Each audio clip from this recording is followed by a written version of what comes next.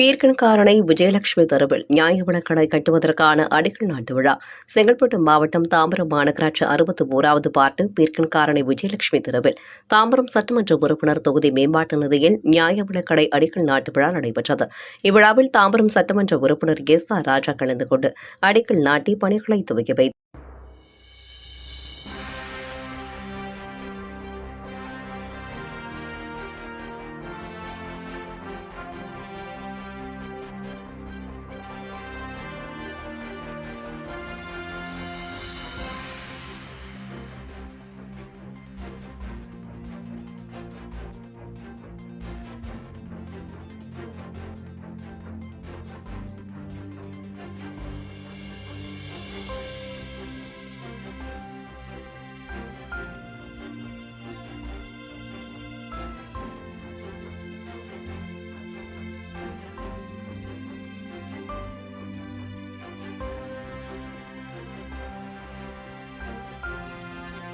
அதனைத் தொடர்ந்து சீரமைக்கப்பட்ட பெண்களுக்கான உடற்பயிற்சி மையத்தை தாம்பரம் மாநகராட்சி மேயர் வசந்தகுமாரி கமலக்கண்ணன் பயன்பாட்டிற்கு ரிப்பன் வெட்டி திறந்து வைத்தார்.